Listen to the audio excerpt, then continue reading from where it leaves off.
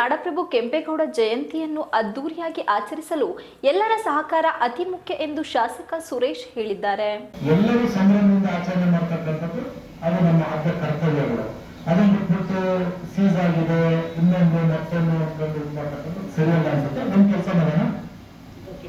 ಜಯಂತಿ ಸಂಬಂಧಪಟ್ಟಂಗೆ ಗುರುವಾರ ಒಂದು 12 ಗಂಟೆಗೆ ಪಟ್ಟಣದ ತಾಲೂಕು ಪಂಚಾಯಿತಿ ಸಭಾಂಗಣದಲ್ಲಿ ನಾಡಪ್ರಭು ಕೆಂಪೇಗೌಡರ ಜಯಂತ್ಯೋತ್ಸವದ ಪ್ರಯುಕ್ತ ಮಾತನಾಡಿದ ಅವರು, ಕಳೆದ ಬಾರಿ ಹಾಸನದಲ್ಲಿ ರಾಜ್ಯ ಮಟ್ಟದ ಕೆಂಪೇಗೌಡ ಜಯಂತ್ಯೋತ್ಸವ ಆಚರಿಸಿದ ಹಿನ್ನೆಲೆಯಲ್ಲಿ ಸರಳವಾಗಿ ಜಯಂತಿಯನ್ನು ಎಲ್ಲ ತಾಲೂಕುಗಳಲ್ಲಿ ಸರಳವಾಗಿ ಆಚರಿಸಲಾಗಿತ್ತು. ಆದರೆ ಈ ಬಾರಿ ಯಾವುದೇ ಗುಂಪುಗಾರಿಕೆ ಮಾಡದೆ ಎಲ್ಲರೂ ಒಟ್ಟಾಗಿ ಹಬ್ಬದ ರೀತಿಯಲ್ಲಿ ನಮ್ಮ ನಾಡಪ್ರಭುವಿನ ಜಯಂತಿ ಆಚರಿಸೋಣ.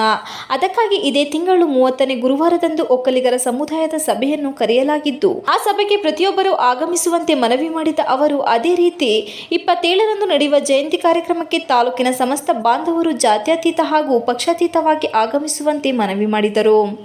ನಂತರ ಕರವೇ ಅಧ್ಯಕ್ಷ ಭೋಜೇಗೌಡ ಮಾತನಾಡಿ, ಪ್ರತಿ ವರ್ಷವೂ ಸಹ ನಮ್ಮ ಒಕ್ಕಲಿಗರ ಯುವ ವೇದಿಕೆ ಹಾಗೂ ನಮ್ಮೆಲ್ಲ ಸಂಘಟನೆಗಳು ಸೇರಿಕೊಂಡು ಆಚರಿಸಿಕೊಂಡು ಬರುತ್ತಿದ್ದೆವು. ಆದರೆ ಈ ಬಾರಿ ಪೂರ್ವಭಾವಿ ಸಭೆಯನ್ನು ಮಾಡದೆ ಸ್ವಲ್ಪ ಗೊಂದಲ ಸೃಷ್ಟಿಯಾಗಿತ್ತು.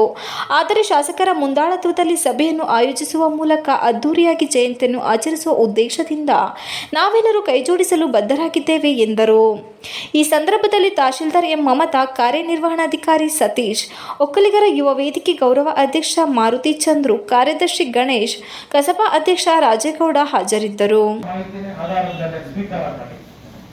ಯಾವ ರೀತಿ ಮಾಡಬೇಕು ಸಮಾಜಕ್ಕೆ ಕೆಂಪೇಗೌಡರ ಇತಿಹಾಸ ಇರ್ತಕ್ಕಂಥದ್ದು, ಬೆಂಗಳೂರಿನ ನಿರ್ಮಾಪಕರು, ಕರ್ನಾಟಕ ರಾಜ್ಯದಲ್ಲಿ ಪ್ರತಿ ಮನೆಯ ಕೆಂಪೇಗೌಡರು ಗೊತ್ತಿರ್ತಕ್ಕಂಥದ್ದು, ಇವತ್ತು ಅದಕ್ಕೆ ಸಕಾರಾತ್ಮಕವಾಗಿ ಸಮಾಜದ ಚಿಂತನೆಯಿಂದ ಬೆಂಗಳೂರಿಗೆ ಯಾವುದೇ ಆದಂತಹ ಕೊಡುಗೆ ಕೊಟ್ಟಿರ್ತಕ್ಕಂಥವರು ಕೆಂಪೇಗೌಡ ಜಯಂತಿನ ಅದ್ದೂರಿಯಾಗಿ ಮಾಡಲಿಕ್ಕೆ ನಮ್ಮ ಸಹಕಾರ ಸಲಹೆಗಳನ್ನು ದಯವಿಟ್ಟು